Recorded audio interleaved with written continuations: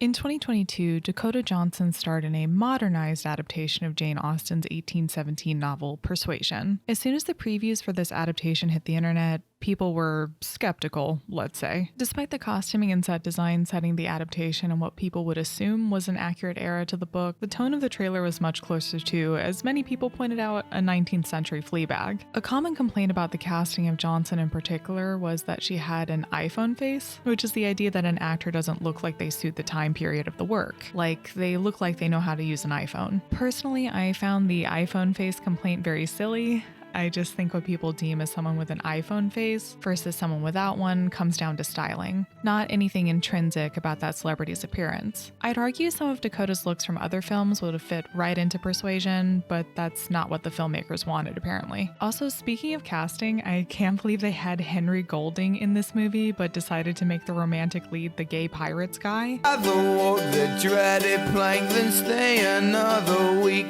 They did the old, we'll do colorblind casting for anyone but the leads. Like, don't get it twisted, we'll have people of color here, but only if they're relegated to side characters who only serve to support the main characters. Weird how that keeps happening. Anyway, I'm not here to argue about those casting decisions. What I did find hard to argue against was the quality of the movie.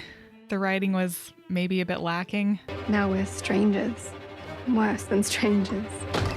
Frederick! Oh. We're exes. A story that felt very mature on paper about regret and reconciliation and growing up became this cynical hodgepodge of millennial humor that completely alienated fans of Austen while not really bringing in an audience of those unfamiliar with the text in the first place. If you were a fan of the book like me, it was so disappointing. I am of the firm belief that adaptations don't have to be extraordinarily loyal in order to be good. With film in particular, the language of film often demands that you can't do a one-to-one adaptation of events that happened in a book or even on stage. There are so many understandable changes that happen when a book is adapted into a visual medium. I sort of look at adapting a book into a movie the way I do painting. At least from my experience, there's that super common stage when you're learning to draw or paint, where you feel like you have to draw every individual strand of hair, or the piece won't be perfect. But the more you practice, the more apparent it becomes that sometimes the illusion of detail works better than attempting to paint a perfect copy. Don't worry, I'm not here to nitpick about tiny adaptational changes. However, I am here to complain when changes made in adaptation completely undermine the intention of a work, to the degree that said adaptation isn't just disappointing, but is something which actively plays into certain conservative ideology. Yeah, you saw the thumbnail, it's...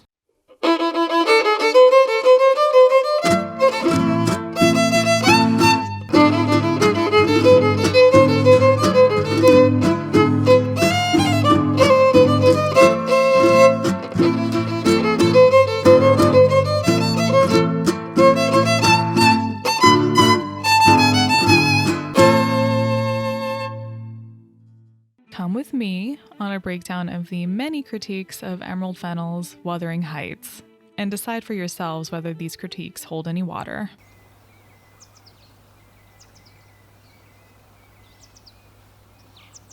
I'm not going to summarize Wuthering Heights, by the way. There are 50 million videos out right now that I'm sure can break down every plot beat that differs between film and book. Even better, there are totally free audiobook versions of the book on YouTube, not to mention at your local library. You could listen to the whole book for free if you wanted to have the actual experience. So I am going into this with the assumption you at least know the basic summary. There will be spoilers for the book and movie in this video, so if you wanted to avoid any spoiler talk, then this won't be for you. Does anyone else remember RAINN? The CW show about Mary Queen of Scots, where all the styles were an anachronistic mix of 20th century dresses, 21st century hair and makeup, and then for the men, what I would kindly call pirate chic. Yeah, I was thinking about that show a lot while watching this. To be fair, I don't think Wuthering Heights was as obviously low effort and cheap looking as what you'd see on RAINN. Like, those girls were wearing prom dresses. At least in the case of Wuthering Heights, it's apparent that the costume designer, Jacqueline Duran, put actual thought into the costumes. I just don't happen to like her decisions. Sorry. And honestly, it has nothing to do with historical accuracy. I think that anachronistic costume choices can really lend to the overall mood of a work. As is often cited, the sneakers in Sophia Coppola's Marie Antoinette were iconic. For another example, one of my favorite TV shows in the last few years was The Great, starring Elle Fanning. I think the costumes on that show are brilliant until you you a ton about the characters, even if they aren't 100% historically accurate. Initially, I was someone who was big mad about the plastic wrap dress that's been making the rounds, but I feel slightly softer on it after watching this video by Briannie Claire. And I know that this dress in particular got so much hate, but the whole point was that Kathy was imagining herself as like having to wrap herself up as a gift for Linton, you know, on their wedding night. That's the whole point of it, and it was inspired by this picture. I totally get it, and the thing is that, you know that I'm a trash panda, right? Like, all of my stuff, nearly all of it, is secondhand. And I grew up in the 90s and 2000s, and so iridescent kind of fabric has a chokehold on me. So I'm sure that people are going to be like, oh, it's polyester heights or whatever, and it's like, that's fine. I really liked the high shine fabrics, and I really liked some of these pieces. It does make me feel a little sad that the costume designer or Fennell were locked in on a very specific anachronistic image as inspiration, when I think it could have been a cool opportunity to showcase something more period accurate, like marbled paper as gift wrapping. Maybe I'm the problem though, and would just like too many sheer marble pattern clothing items for my own good. Honestly, I've watched way too much of what I call historical trash TV to be that bothered with costumes that are inaccurate. The more I think about my discomfort with the costumes, it's more to do with the casting of Catherine than with the clothes Margot Robbie happens to be wearing. She is so out of place in that role, and the clothes don't help. She is the only one who wears anything severely out of place, and with the way she's contrasted against the Lintons of the movie, it really makes her look like she's still stuck in Barbie mode. Considering the biggest problems I have with this adaptation, it doesn't sit right with me that Catherine's otherness, or what makes her special in the filmmaker's viewpoint, comes from being a blonde, blue-eyed white woman in flashy clothes. But we will get to that later. Ultimately, I'm filing away concerns about the costumes as small potatoes in the screwed up stew we've got cooking. If you want critiques on costuming choices that are actually more in-depth, go watch Bernadette Banner or something. Let's move on.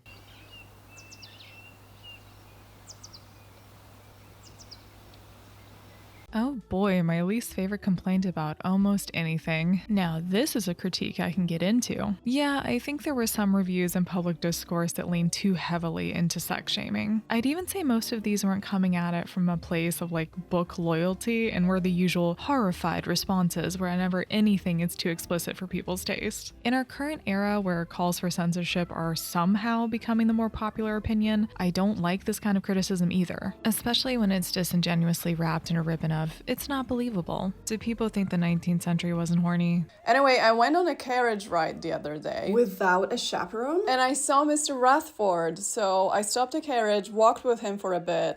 And people saw you walking with a man? It's not illegal. I think you have to get married now. That's how it works. What is wrong with you? Do you think unmarried men and women can't be seen together? What is this? I promise that people in the 19th century were also horny. They were writing so much erotica. True, most of it had to be published anonymously to avoid penalties for obscenity, but there is a truly bonkers amount of written vintage erotica that still survives today. You can actually find a lot of it online for free, though I don't know if I'd actually recommend most of it if you're just looking for a fun read. Man, if you think the book talk invented dark romance, then have I got an untapped resource for you. Do we think that the usual conservative grifters are really tearing themselves apart because they can't decide whether to hype this movie for its casting decisions or to shame the movie for being too sexy? Place your bets on where they land. I'm going to say something in good faith about 2026's Wuthering Heights. I don't have a huge problem with the majority of the erotic content introduced to the story. I could certainly be less forgiving and say it misses the point of the yearning in the original novel, as well as just the idea that Heathcliff and Catherine's love was doomed and never allowed to fully come to fruition because of the barriers in their society. But I am trying to be super good faith here, so I will say that adding confirmed boinking for modern audiences makes a kind of sense. Although, you know that joke in Easy A about that one adaptation of The Scarlet Letter with Demi Moore? A whole bunch of other stuff happens too. If you have a test on it, rent the movie, but make sure it's the original. Not the Demi Moore version where she talks in a fake British accent and takes a lot of baths. To say that one was freely adapted is a bit of an understatement, Governor. It does feel a little bit like that, but I am willing to set aside my instinct to be a book purist so that I'm not going sensual content in my cinema experience, especially in a day and age where renewed calls for censorship are becoming more common, even by people who claim to be on the side of the marginalized. I don't think I have an objectively correct take on whether it's better to adhere strictly to the novel where sexuality is concerned. I think it's a bit of a lose-lose situation. It reminds me a little bit of the discourse around the Interview with the Vampire television series, which has chosen to be very upfront with sexuality to the benefit of allosexual queer people, but which has as a result left asexuals without some of the few examples of asexual representation we have in fiction. I wouldn't want to take away from an explicit representation of queer love in a hugely successful piece of television, but I think I'm also allowed to be a little salty at the loss required to make it happen. Oh, hey, speaking of queer rep. Nellie is not a canonically queer character, and though she used queer content for shock value in Saltburn, Fennell shies away from most queer subtext in Wuthering Heights, with exceptions like a sapphic crush disappointingly framed as a jokey signifier of mental instability. But while not explicitly queer, Nellie is in a marginalized position as a servant and an unmarried woman. In the novel, she's sometimes called Mrs. Dean, but this appears to be simply an honorific no husband is ever seen. Though she's surrounded by people desperately trying to negotiate marriages like business transactions, Nellie doesn't have the option to marry up, and her class status informs her view of the people and dynamics around her. Strangely, Fennell dilutes the power of this perspective. The film takes pains to portray Nellie not just as the daughter of a housekeeper who must work to survive, but as Kathy's lady companion, a volunteer position apparently, and the secret daughter of a lord. That's right. In adapting a book about racial and class divides that centers the voices of working people, Fennell wastes dialogue on a nonsensical, all-exposition backstory that makes Nellie secretly rich. Jesus Christ. I'm going to break down the Nellie characterization first, and then we're going to briefly touch on Isabella in this section, because I have far too many thoughts about Isabella to contain to this chapter. We will get to it. As I was watching the film and scribbling my little indecipherable notes in my memo pad, I started to notice a lot of scenes between Nellie and Catherine that read to me as sapphic. Like the way Nellie looked at Catherine was screaming unrequited feelings to me, and as it turns out, that was intentional on Fennell's part. The Promising Young Woman director went on to say, the thing about Nellie and Kathy is they're like sisters, but they're not. It's the same as Heathcliff and Kathy. There is jealousy there. There is possessiveness. Messy queer characters are my favorite, by the way, just so we're clear where I usually stand on this issue. The problem here is that Fennell has decided to turn a complex character whose point of view leads us through the book into this spiteful, jealous, and apparently queer woman who is all too happy to wreck Catherine's life. Nellie is also the only main woman of color in this colorblind cast, which doesn't feel very colorblind at all, Emerald. Seems like you let your biases dictate that characterization. And then we have Isabella, whose crush on Catherine is played entirely for cheap laughs, which I don't know how people are excusing this writing decision. Oh, don't worry, it's not queerphobic, it's just ableist against people who are neurodivergent, so it's fine. Like, even if it was one or the other on how to read Isabella's behavior toward Catherine, either would be bad. The fact that it's actually a combination means that we have an ice cream sandwich that's shit on either side and another helping in the middle. Sorry for the poop joke, the movie just really inspired me. What I find annoying about how the movie uses erotic content is how non-committal or even judgy it all feels. We have a scene where two characters are using a horse bridle during the act, but the characters in question have already been established to get turned on by the sight of a pig being strung up and gutted. Like the random townsfolk in the beginning of the film, who are portrayed to be aroused in the most grotesque scene imaginable, I don't think the presentation of our favorite equestrians is very sympathetic either. I think they're intended to be gawked at, or if you're Catherine, there's something decent people are meant to be shielded from. There's even a moment in the film, which I guess is meant to be some kind of character development, where Heathcliff and Catherine are going at it, and Heathcliff is saying, "I'll murder him, I'll drink his blood." I don't want it. I never have. That's the hard line for Catherine, apparently, which, okay, I mean, I guess. Am I the weird one? No, it's the movie that's wrong. I think there was an attempt to make Heathcliff a troubled man with proclivities that would make most people blush, but to me it came off more like... Don't need no one to tell me high school will be my peak, so I'm willing to take advantage. There's only one out of reach, her name is Chastity. It's a wound I can help her bandage. Instead of having anything actually interesting to say about kink, the movie seems to view it from the same tired perspective that we've seen 100 times before. It's a movie with kink displayed like a freak show for vanilla audiences who think the horse bridal scene was hilarious, but that Sabrina Carpenter having her hair lightly pulled on an album cover is a bridge too far into misogynistic filth. So no, I don't think the movie is that shocking. I think it's what a very uninformed person thinks will be shocking. It's mostly a boring slog that occasionally stops to show you something nasty with all the grace of a 12-year-old sneezing into their palm and showing you the results. I was not impressed.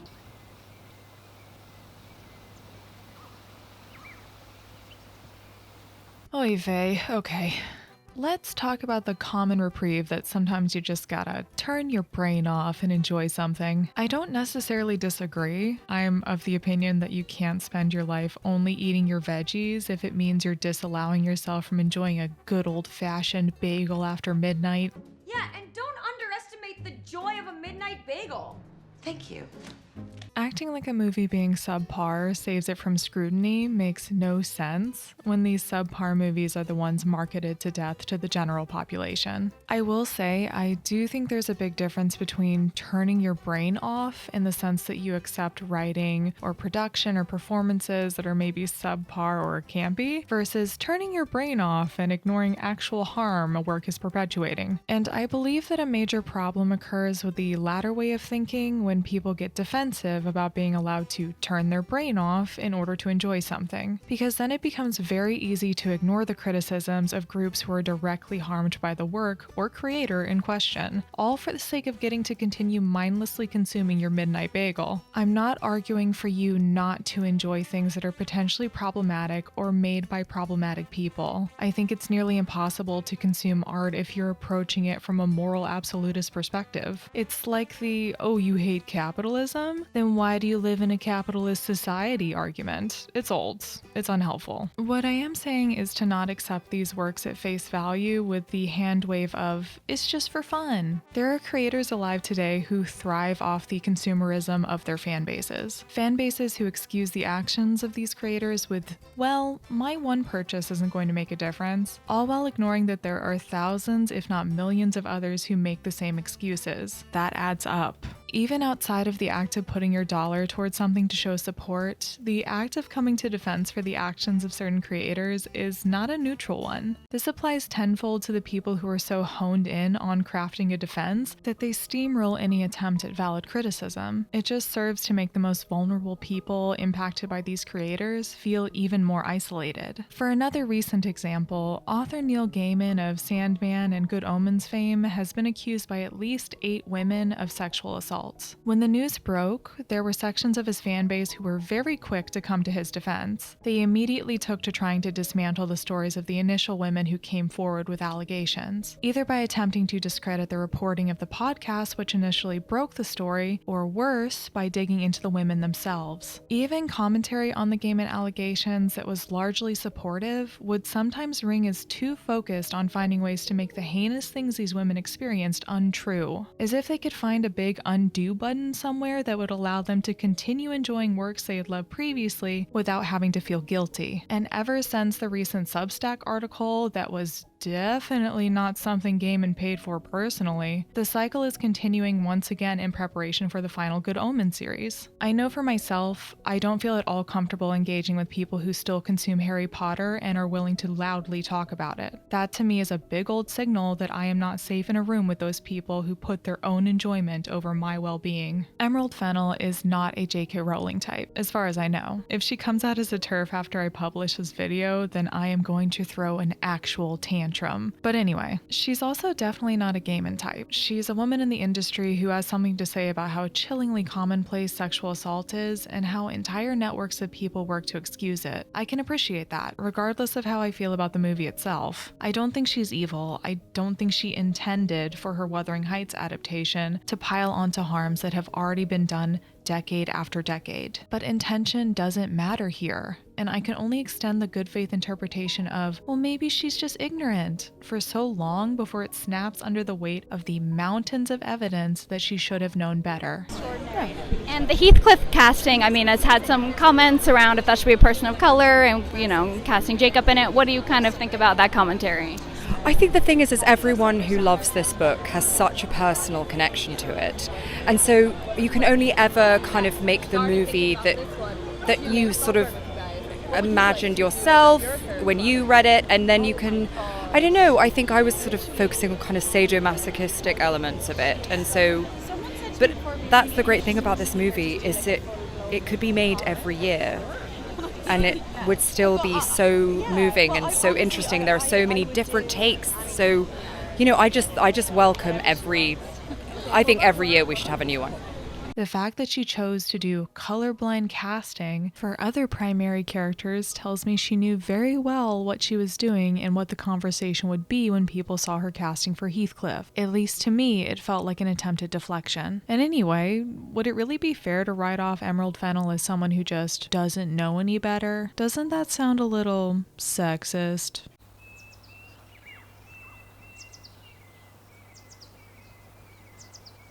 I don't know anymore. Everybody's crazy these days. This is nuts, man. I'll tell you what, though. This is a sad day for women's rights. I did my best to go hunting for potentially misogynistic takes on Emerald Fennell's Wuthering Heights, and I am being serious when I say that was harder than you might have expected. Totally possible I'd missed something obvious, mind you. My method was to go through Blue Sky and Tumblr tags, Rotten Tomatoes reviews, YouTube and Reddit, see if anything stood out. I also asked my group of friends to send anything my way if they saw it on their timelines. I would say the most common example that could be considered misogynistic in an infantilizing way would be a lot of people making fun of Emerald for her own statements about adapting her 14-year-old self's vision. The reviews from critics aggregated on Rotten Tomatoes were especially guilty of this. To be fair to them, I guess, Fennell opened that door first and doesn't seem to have a problem reiterating that this is a childhood fantasy. Did it really start with sideburns, and how did you approach this film? It did kind of start with sideburns. So Jacob was playing Felix in Saltburn, and obviously in the mid-noughties, the sideburn was quite a big moment. And when I first saw him in the haircut, I realised he looked exactly like the Heathcliff on my sort of very, very well-worn copy of Wuthering Heights that I'd had since I was a teenager. There's also the argument that, well, male directors get away with far worse without this level of backlash. Fair point, but also we should be calling out those motherfuckers too. Saying patriarchy allows men to regularly get away with more heinous behavior than people of other genders should not then lead to, and that means we should let every woman be a racist, as a treat. Oh, you don't like Emerald Fennell? When's the last time you dragged a male director like that? All the time. Are you guys not criticizing male artists? That's a you problem. That's a you problem. I'm making fun of them all the time, almost mostly. I've also seen defenses of her choices in this film that can basically be summed up as, well, what did you expect? If we want to talk about misogyny, how patronizing is it to look at a woman's body of work and go, oh, I mean, she couldn't help being ignorant. It's just the way she is. Look at the material. Like, what is the rationale there? Don't expect better of creators because you've already decided they have no room for growth? Or worse, is the implication really that Emerald is not fully responsible for or conscious of her filmmaking decisions? Let's take a second to examine how she chooses to portray women in Wuthering Heights, for example. Catherine of the book is a young woman who's hot-headed, she's selfish, she's often irritating, but she's also a young woman who makes the conscious choice for her own life to marry Edgar Linton, a man who can offer her luxury. In the movie, she's living in Dickensian squalor with an abusive father who's a very strange combination of her father and her brother Hindley in the novel. Movie Catherine's desire to marry Linton is presented much more like she has no other choice in the film, which in my opinion takes away so much of her agency. Would it have made Catherine less sympathetic if the choice was based on her own desires and not out of desperation? Maybe, but you're telling me that the movie whose marketing is fueled by controversy would have considered that a step too far? And they certainly weren't worried about making the other women in this film sympathetic to the audience, because Nellie as a character has been flattened into a jealous, overreaching schemer who commits what seems to be the biggest crime in the Emerald Fennell cinematic universe. She betrays another another woman. You can see how Fennell narratively punishes other female characters for doing the same in her film debut Promising Young Woman. While the would-be sex criminals get away with a YouTube prank-style scare, Connie Britton's character is made to believe that her daughter is being violently assaulted while she can do nothing to intervene, all while the person telling her this sits there smugly and then once the truth is revealed, takes the time to call her teenage daughter not very bright. And in the case of Alison Brie's character, she's plied with alcohol by Cassie and then handed off to a stranger at the hotel bar, so that when she wakes up, she'll believe she was assaulted the day before. Maybe I'm just being sensitive here, but don't these punishments seem excessive for the women whose crime at the most was negligence or cruelty, when the crimes the men have or were going to commit are far worse? I guess the one exception in Promising Young Woman is meant to be the main antagonist's comeuppance, where he gets arrested at his own wedding and the truth is revealed to everyone. But let's be honest, he's a wealthy white guy. We know what happens to guys like him when they're faced with provable allegations. I swear that it's possible to criticize the actions of a woman in a way that isn't misogynistic. I do understand that in a situation where a famous woman might be in the midst of a misogynistic smear campaign, it can feel like putting your own valid critiques onto the pile is itself an attack. As someone who observes smear campaigns as a side gig at this point, I am aware of how confusing those feelings can be. You're stuck between a rock and a hard place in those situations where you absolutely do not want to give someone a pass for actions that are objectively shitty, but you also see how the culture at large is tearing away at any scrap of information that can fuel another round of hatred. The misogyny slop ecosystem is real, baby. And then I'm positive there are people using misogynistic language to dunk on Emerald. Like, if a woman does literally anything, it's a 10-minute wait before some loser shouts dumb bitch from the safety of the shadows. Won't argue with that at all. I think that form of criticism is something to call out. Here's the thing. I don't think Emerald Fennell is an example of someone victim to a smear campaign. So to me, the act of critiquing her body of work would not fall into the misogyny slop ecosystem. She made a controversial adaptation of a very popular work of classic literature. Her team marketed it as being salacious. I'd even go so far as to say the vast majority of the people working on that film were aware that certain decisions would get people up in arms. Are all the really horrifically misogynistic takes on the alt-right CSAM website? I mean, color me shocked if so. That site is maybe not the best place to survey how normal people react to discussions like this. Unless that website represents the new normal, fucking end me. At least on my timelines and from the people I follow, the critiques seem to be based on something I'd consider legitimate. But I do think two things can be true at once. It is possible that flavors of the backlash against Wuthering Heights are of a similar ilk to the backlash against popular series like Twilight, where it felt as though there was a good chunk of the hate thrown at that series for being so beloved by young women. Because according to the patriarchal society we find ourselves in, teen girls are stupid or not to be taken seriously. There's this widespread cultural idea that young women are stupid. The reason you haven't found anyone yet is because young girls are idiots. It's not their fault. They're young. But this is your son we're talking about. What you need is someone who looks like a peer, but has the maturity to be able to handle this with the tact and sensitivity the situation requires. Tell me where my daughter is, please. Amber is sitting in a diner, waiting for her favorite boy band to show up for a music video. It's the Castle Diner if you want to call and check. You should probably call, actually, or she may never figure out they're not coming. She's kind of an idiot, huh? Teenage girls in the media are usually written as these vain, shallow, dumb, bitchy, self-absorbed women who are way too concerned with posting the perfect selfie. These girls don't care about anything but vanity and fitting in. And if you really care about vanity, then you are more focused on being beautiful than on being smart. But let's think about the Twilight backlash for a second, because I do think that's relevant here in more ways than one. For me personally, I grew up when the Twilight book series was first booming. I was in middle school when the first book in the series was released, though I'll fully admit that those times all kind of bleed together for me, so I don't remember a lot of the details. What I do remember very vividly was trying to read the books in early high school and being turned off pretty soon into my reading experience. I'm going to bully my younger self for a second here, but part of it was definitely that I was a pretentious nerd who walked around with the Count of Monte Cristo in my backpack and who looked down on teen lit. Even though I had literally been reading teen lit or middle grade my entire life up until 5 minutes before I developed my pretentious little opinions, like I had so many secondhand Babysitter's Club books on my shelves at home, who was I trying to fool? And part of my disdain for the series came from a desire to not be associated with anything feminine. Maybe blame that on the gender supernova going on inside me that I wasn't yet ready to unpack, but it was also just a case of internalized misogyny. Hey, thanks for helping me out in art. No problem. Maybe I could help you out with something. Well, you could show me how to twirl hair around my little finger and look vacant.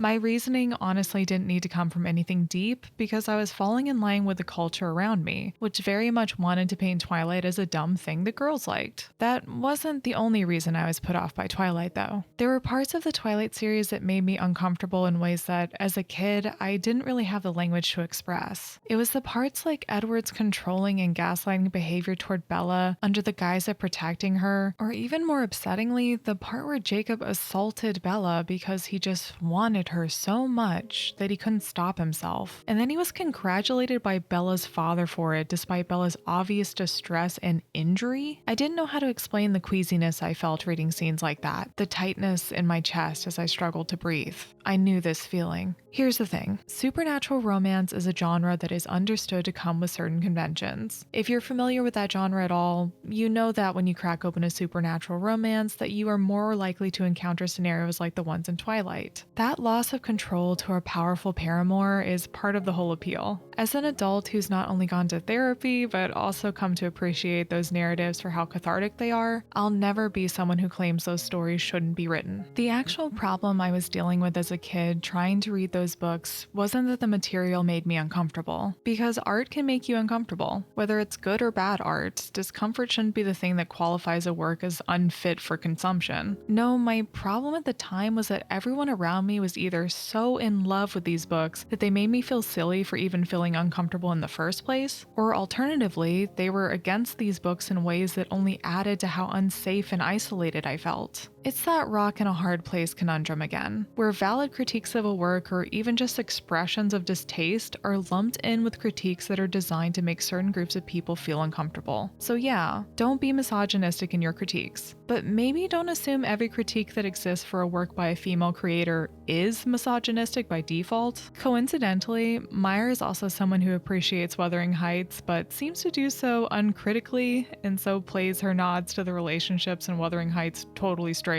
Although maybe I'm wrong. Maybe she's been playing 4D chess this whole time, and I am the one who's a fool. Well, I would say that if it weren't for... And if it wasn't bad enough, the series is racist too. Jacob, put your clothes on. Now, I'm not a Native person, so everything I'm saying is from the perspective of a Black reader. In the past, I wanted to make sure I wasn't speaking over Native voices who may like or enjoy Twilight, because you can enjoy something even if it's bad representation. And so I'm not speaking over voices of people who are in these communities that like Twilight. I simply feel it's important to address the very blatant things that are happening in this work, because everything about how Stephenie Meyer appropriated the Quielute culture and wrote the Native American characters in this series is deeply racist and problematic. And I think that even if you like it, there needs to be some acknowledgement that that is very much the reality. According to the director for the first Twilight film, Catherine Hardwicke, she tried to push for a more diverse cast of characters than what Meyer had initially written, which for context, Meyer's choices looked like this. Meyer pushed back on the attempt to diversify the cast, especially the vampires, because people of color didn't fit into her vision. Interesting how that excuse keeps coming up. And at this point, I hope we all know that the exploitation and misrepresentation of the Quielute people in Twilight is inexcusable. Meyer has done absolutely nothing to offer direct aid to the people whose stories she twisted for profit when their requests for donations have been well documented at this point. The tribal school teaches our language, and there is no other school with the Quielute language. Our kids are our future. It's tough to describe that unless you know them firsthand. We need a place for our kids to learn their culture, their traditions, their language. I feel like the tribal school is the foundation for that. We want to keep our kids as close to home as possible. Not to mention the representation of other Indigenous people, like the Indigenous characters that Twilight chooses to depict like this. Also, please watch Ali Nadi's video about Twilight's atrocious anti-Indigenous writing. I think it's essential viewing for understanding how genuinely harmful those kinds of depictions are for marginalized communities. And then for a deep dive into how Mormonism and these racist ideologies go hand in hand, I want to shout out my friend Ophi's video here. I'll be real with you, I find it pretty rich to claim that most of the discourse around the release of Wuthering Heights has to do with the director and not the topic that everyone I've been listening to has been discussing since the casting was announced. Especially when the discourse I'm talking about has circled adaptations of this work for decades. Not reading the book is one thing. Completely shutting out criticisms from marginalized people or treating those critics as if they're just being reactionary is another. I'm genuinely trying not to be frustrated because I do think people have every right to enjoy Wuthering Heights if they genuinely enjoy it, and I'm sure many of them do. But what I find really frustrating, right, is having the criticism around Wuthering Heights, specifically about the choice to cast Heathcliff the way that they did, irregardless of them casting two non-white characters as supporting players, because we see that all the time. How many times do we see a film will have the main character will still be white, and they'll be like, you'll have a black best friend, you'll have this one be this race, we'll make them all big, but the main character's still gonna be white, right?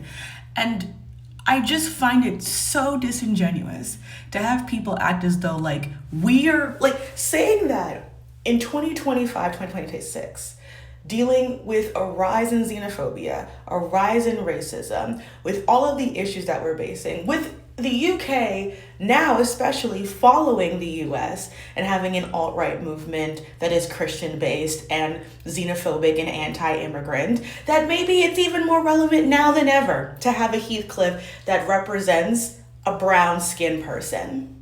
But we're keyboard warriors? Some of the hate lobbed toward Emerald Fennell may be misogynistic, but to lump in valid critiques of the changes made to the story with those dumbass misogynistic takes is just ridiculous. It does nothing but to validate the choices that were made by a myopic white director who couldn't bother to see beyond their own life experiences in order to honor a work they claim to love. It is distracting from the real problems with this film.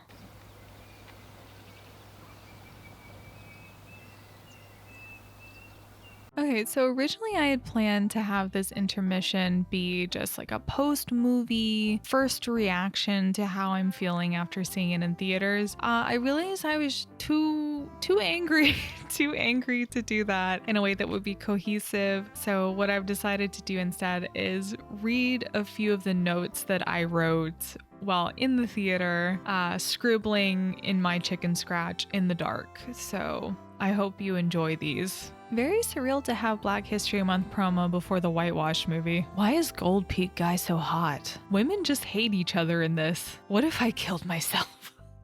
Isabella ranting about Romeo and Juliet because there's a running joke in this movie that she's neurodivergent. Isn't that hilarious? We'll get to it. Spinsterhood. Okay, I guess Kathy is just 35. Yeah, because they had to cast Margot Robbie for reasons unknown to me, so they aged up Kathy enough that they can call her spinster. In the book, she's like 18 or 19 when she gets married. It's not a big deal. It's my third season out, and I have not secured a match. So you're what, 20? Literally no one cares. That's normal at your age. Impossibly horny freaks fill every scene. Totally empty and uninteresting. Yeah, so there's this through line in the movie, I would say, for the grotesque sort of superimposed onto sexual things. It happens in the opening scene, and that kind of sets the tone because the opening scene is a man being hanged, and the thing that happens sometimes when people with penises are hanged happens to this guy, if you catch my drift. And then in the crowd scene after this like act of violence, people are like getting it on or like making out. So, and then that's sort of a theme throughout the film. There's a ton of just viscera, just like excretions, of all kinds. Like anything that could come from the body you will see in this movie. Like even in scenes where I find it really totally unnecessary, like there's a scene much later in the movie when Isabella's little dog is locked in her room, and for no reason at all, they decide to like show in the middle of the frame that the dog has like piss and shit on the floor. Sure, verisimilitude, I guess. Thanks, Emerald. Isabella plotline is ass. Based on a novel by Bronte. Are you sure? Rape joke in the first few minutes.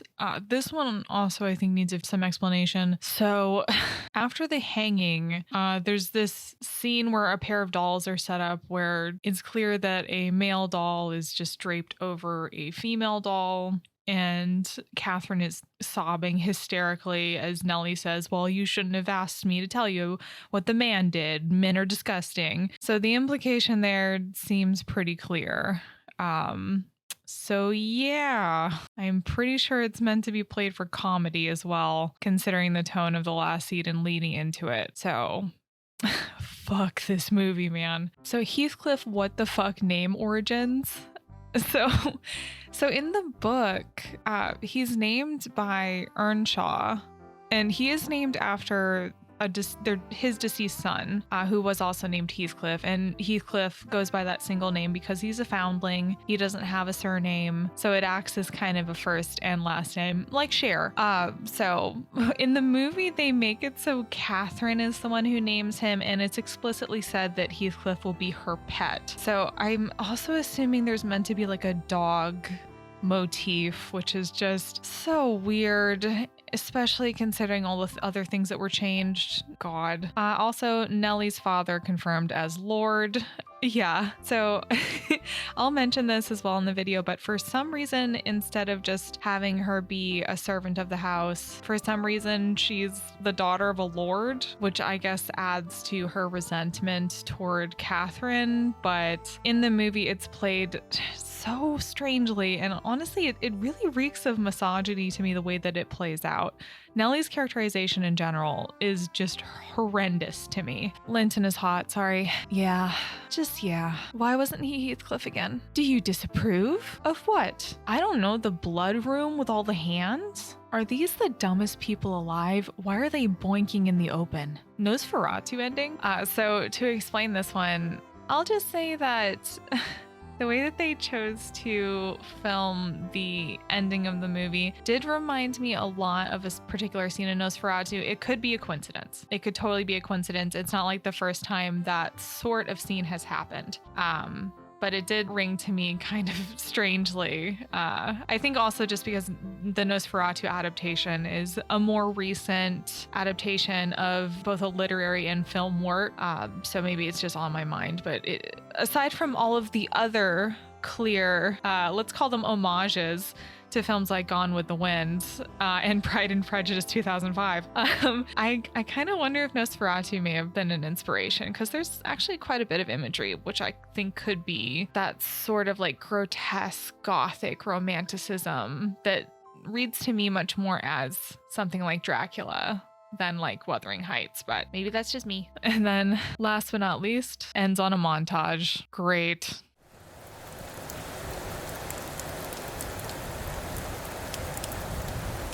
Sharon attracted violent men. Strangely, she had a way of making the violence seem like it was their idea. Her friend Janice was cut from the same mold. They even liked the same perfume.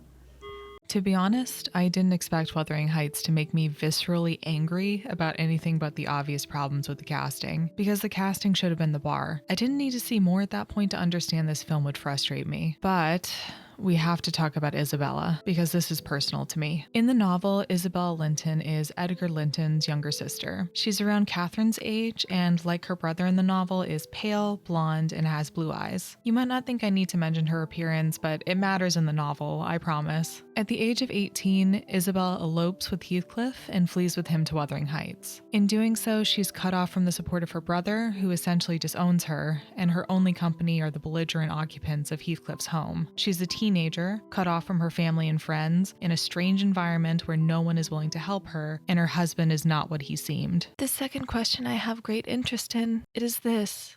Is Mr. Heathcliff a man? If so, is he mad? And if not, is he a devil?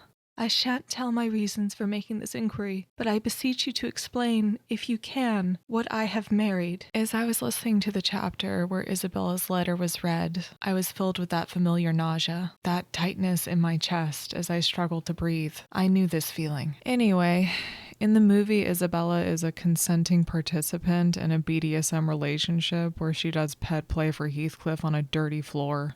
In the original film, Isabella and Heathcliff's relationship is depicted as coercive, violent, and abusive, with the latter even killing the former's dog as an act of cruelty shortly after marrying her. However, in the film, when Nellie drops in on Isabella and Heathcliff, it's suggested that their relationship is more of a consensually submissive one, with Isabella chained up and acting like a dog, even quietly winking at her former housekeeper to indicate that she's happy with the arrangement. Okay, Isabella. The way that I was digging my grubby little fingers into my theater seat every time this girl came on screen, even the way they styled her at the start of the film set me off. Aside from the other obvious Pride and Prejudice ripoff, does anyone else think she looks like Lady Catherine de Bourgh's daughter in the 2005 version? I knew as soon as the promo shots of Isabella were released that I would have problems, because it was obvious from the jump that the film wanted to insist on her childlike qualities. She's dressed like a doll and has a giant intricate dollhouse that she fusses over so that it perfectly matches her life at Thrushcross Grange. She also has a hyperfixation on hair bows. And I use the word hyperfixation purposefully there, because Isabella is clearly coded to be neurodivergent. She's introduced rambling about the play she's just read, Romeo and Juliet, to her caretaker, Edgar Linton, as he struggles to stay awake during her info dump. She has incredible swings of emotion when something changes in her environment or when she doesn't get her way. And the most troubling part for me is how Isabella's obsessive nature is played as a joke, such as when she collects Catherine's hair without Catherine knowing so she can make a doll for her dollhouse. Any chance the movie can take to mock Isabella for her differences, it will take. The biggest moments of comic relief were always based around Isabella being weird. In my theater, the moment where Isabella brings out a scrapbook she made as a holiday gift for Catherine nearly brought the house down, because it's hilarious that this weird girl who's been sheltered from the world accidentally makes sexual references to the woman she clearly has a crush on, I guess. Despite previously playing up how immature and naive Isabella is, when it's time for Heathcliff to take his revenge by seducing her, suddenly she's able to give consent and understand what she's meant to be consenting to in the first place. This movie refuses to actually make Heathcliff a complicated character, and in doing so removes all nuance from the characters around him as well. Because I guess the characterization of Isabella as an eccentric weirdo with no boundaries was meant to be foreshadowing that she's immediately down to sign up for a consensual BDSM relationship. Girl, what? And then the movie takes one of the most chilling parts of the entire book and turns it into nothing but a plan orchestrated by Heathcliff and agreed to by Isabella. In fact, the section of the book that's dedicated to Isabella's horrific retelling of the abuse she suffered is made into, wait for it, a sex montage.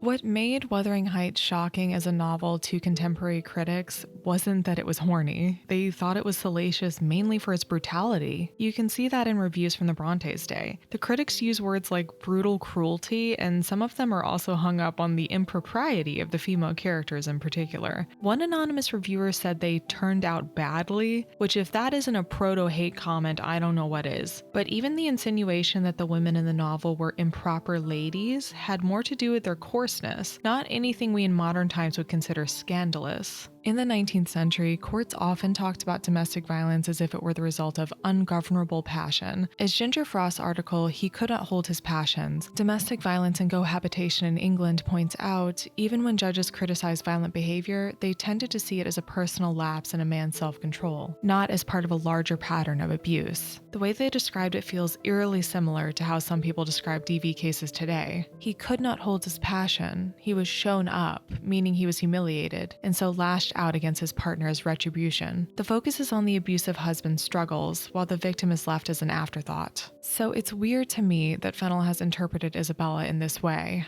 We've been shooting this scene all day, and I was like, what if we just get a little wink at the end? Fennell says. And it's so camp, and it seems so out of sorts, but of course it was what we kept for the movie because it was so disturbing and because it was so at odds with what we were seeing, and yet it really explained everything. The writer-director notes that the dialogue in the scene was lifted almost verbatim from the book, which left her flabbergasted when she first read it as a teen. That scene in the book, I think that's the reason why Wuthering Heights was eviscerated when it came out, because it was just so shocking to people, Fennell explains. Because there's so much in what happens there that is very, very complicated, very transgressive, even for now. It's shocking. And obviously, I visually added some things to that scene, but it is almost all Bronte. Isabella was a teenage girl who fled 4 miles from Wuthering Heights to Thrushcross Grange for a chance at freedom. When she reached Nellie at Thrushcross Grange, Isabella's legs were scraped bloody from her run through the wilderness, and she had a knife wound by her ear, courtesy of her abusive husband. It struck beneath my ear and stopped the sentence I was uttering, but pulling it out, I sprang to the door and delivered another which I hope went a little deeper than his missile. Unfortunately, while Heathcliff's action might have given Isabella cause to seek a separation, her violent retaliation would most likely invalidate her claims of abuse, given how rigid the double standards of the courts were and its expectations of female propriety. She was also pregnant. You guys are smart. I don't think I need to explain to you how the powers that be have failed to protect girls like Isabella well into modern day.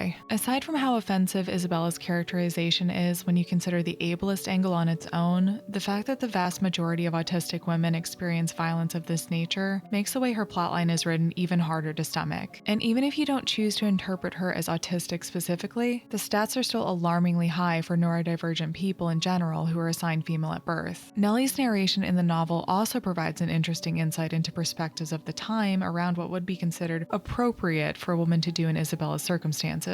When Isabella shows up in nothing but a shift after escaping from Wuthering Heights, Nellie is shocked at the state Isabella is in when she arrives. And I guess fair enough, I would also be shocked and horrified if someone I knew showed up on my doorstep like that. But there's an interesting implication in Nellie's narration of Isabella going against the norms of the time in order to make her escape. As many historians have found, judges and coroners disapproved of women who cursed, fought back, or drank, since this upset the middle-class ideal of the helpless, passive female victim. 19th century literature frequently glorified women who didn't try to fight back or escape their abusers, but instead endured, often until their deaths. An example from one of the Bronte sisters' contemporaries would be how Charles Dickens wrote of women like Nancy and Oliver Twist, who refused to leave her abusive partner Bill Sykes and seemed to predict her own death. Or the lead in the story, The Hospital Patient, who is a woman who, according to Lisa Surridge, epitomizes the loyal, battered woman who at once deserves the protection of the journalists and the courts, and at the same time refuses this protection in the name of the companionate marriage. In Wuthering Heights, Emily Bronte included a story of a young woman who went against her society's expectations of abused women so that she could gain her freedom. She fought back. She cursed the name of her husband. She kept her child away from him until the day she died. In revisiting this novel and the sources that discuss the storyline, I kept getting emotional. Mrs. Heathcliff as fugitive wife is a far cry from the young Miss Linton who makes her first visit to the Heights with her brother, smothered in cloaks and furs. Instead, here she arrives with scrapes from her falls, drenched from wading through the marsh, with barely a covering on her body. In our final glimpse of Isabella, Bronte portrays her as a strong woman who regains her composure and is in full command of herself. Nellie recounts, Isabella ceased speaking and took a drink of tea. Then she rose, and bidding me put on her bonnet and a great shawl I had brought, and turning a deaf ear to my entreaties for her to remain another hour,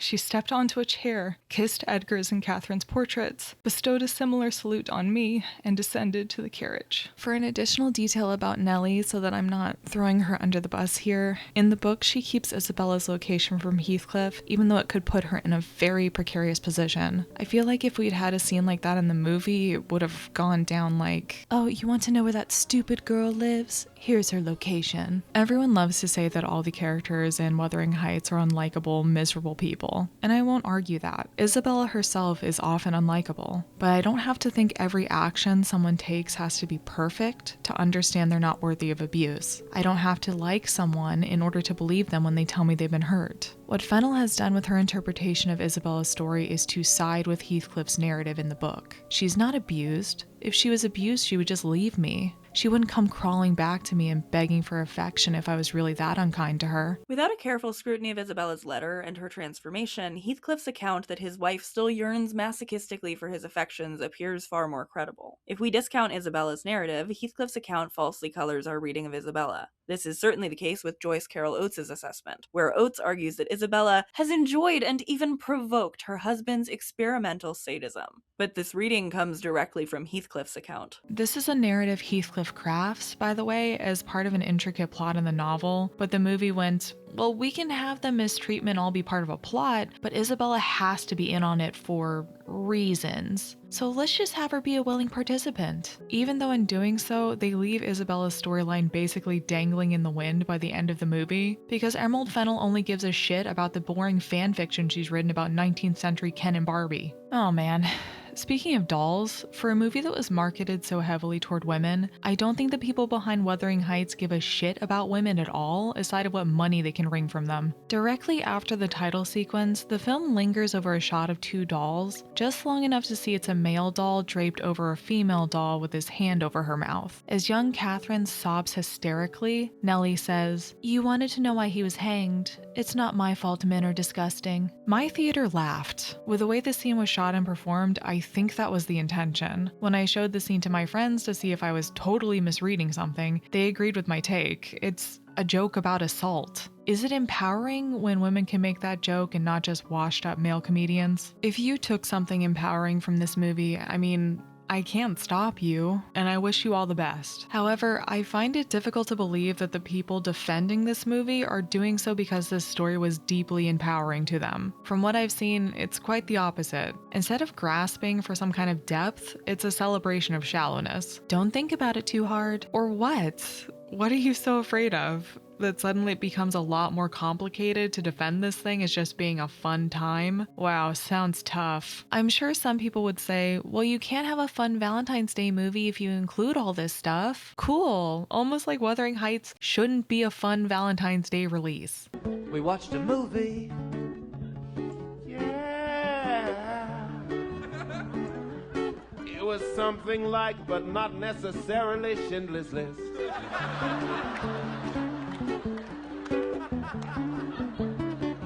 We watched it and we wept. It was Police Academy 4. But I've gotten the impression that a lot of people would rather let this movie go unexamined. Time to rant about the last big reason why.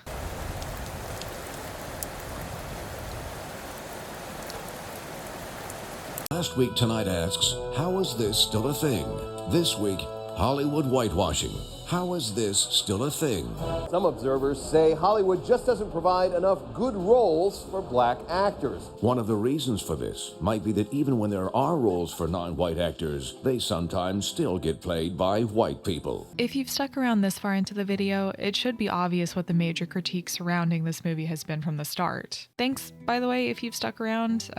Like and subscribe if you like angry rambling, I guess. Let's crack into this, okay? The casting of Jacob Elordi as Heathcliff is a case of whitewashing. Point blank. I am not going to debate with anyone on this. I know people love to pull out the, well, his race is never definitive, so maybe he is white as the excuse. But do you actually think it's that ambiguous that he's a person of color? Do you just think Jacob Elordi and Margot Robbie are hot? Good for you. If Jacob were a foot shorter, is he your Heathcliff?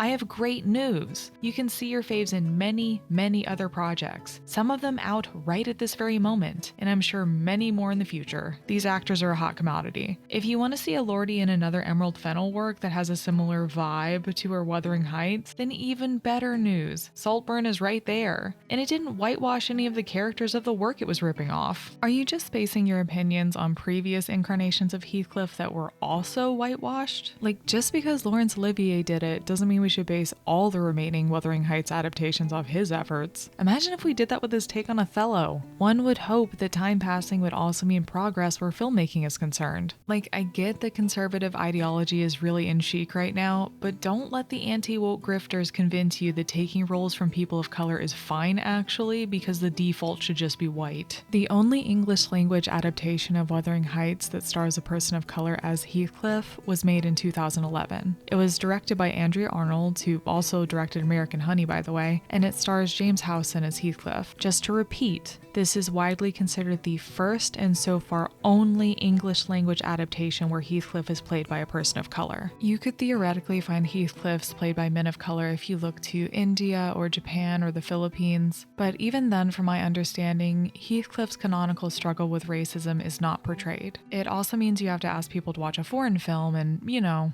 I ain't gonna watch no foreign film.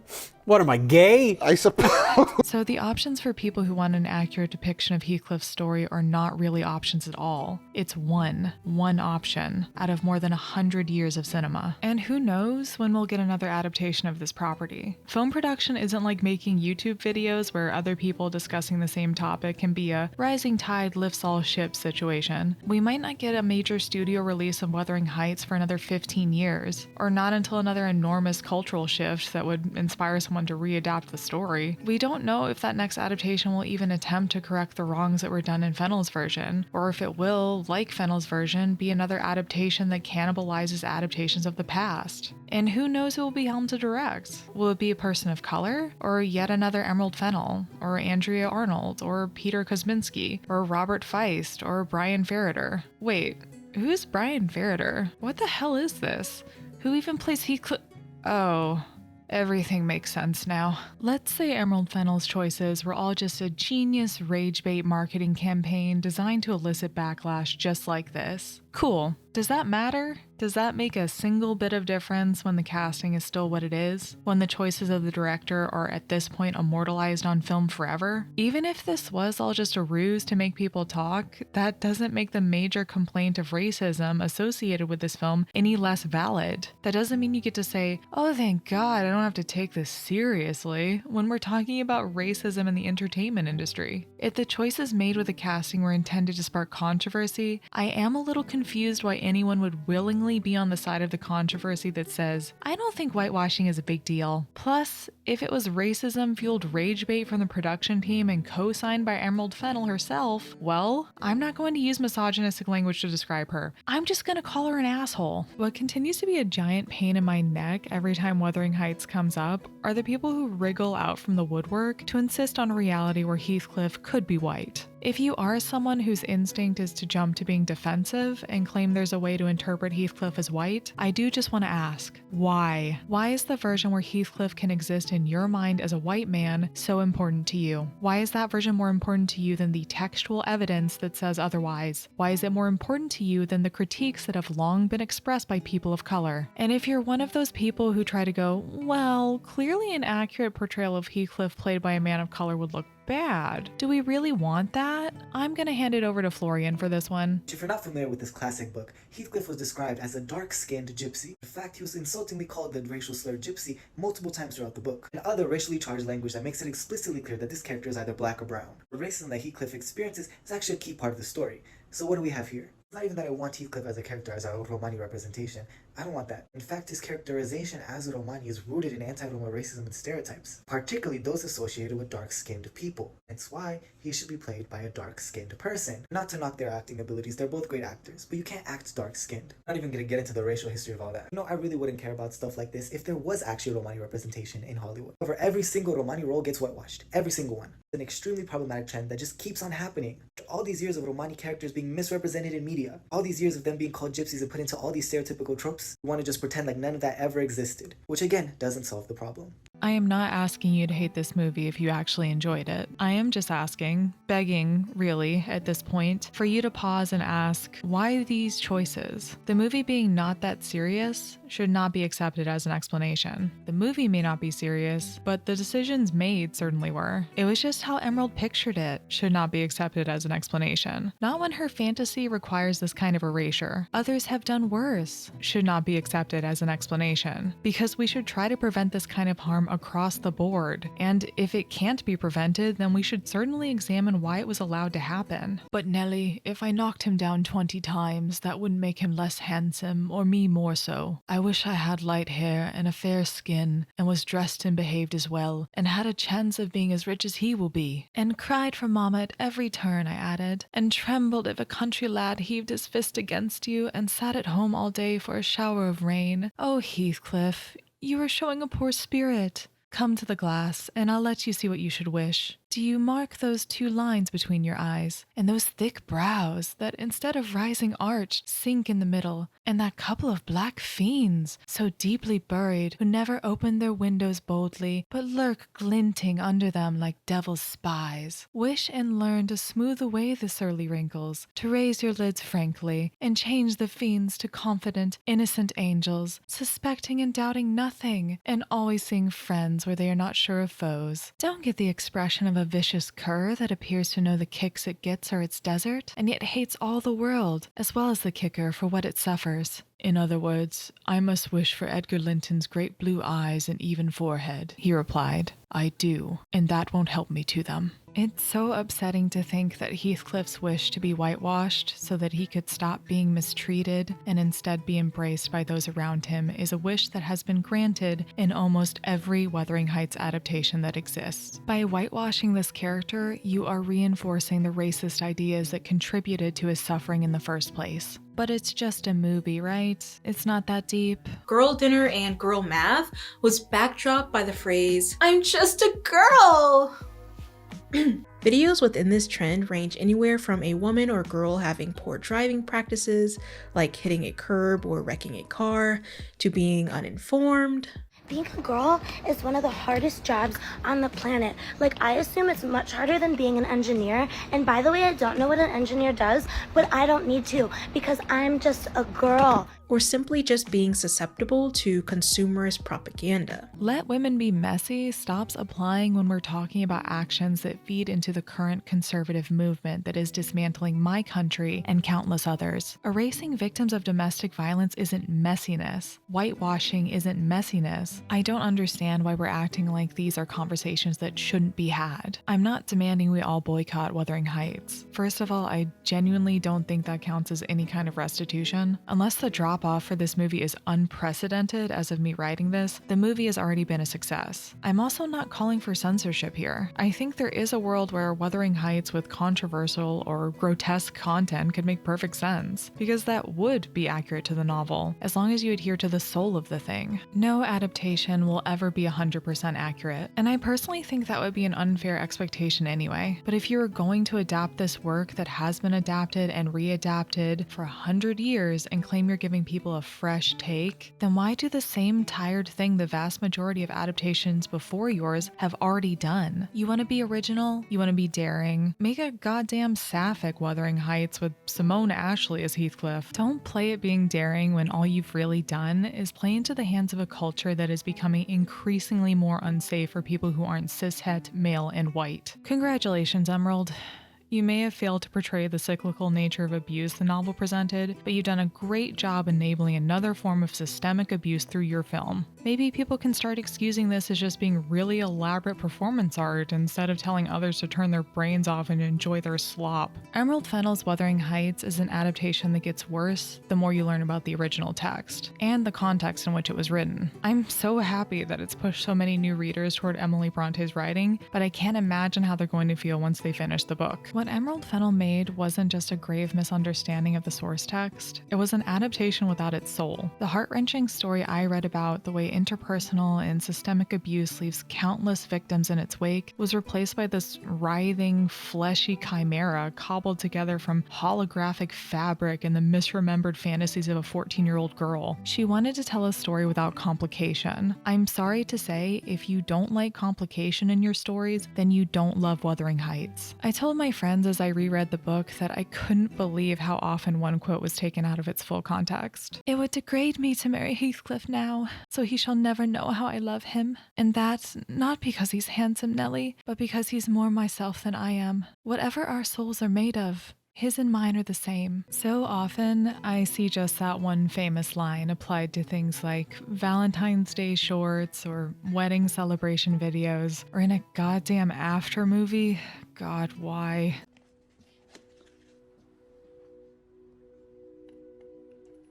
It says whatever our souls are made of. His and mine are the same. Whatever our souls are made of, his and mine are the same. It's a beautiful sentiment, but you can't have this line without actually wrestling with what came before it. In Emerald Fennell's case and other directors like her, they would rather remain ignorant. But should we?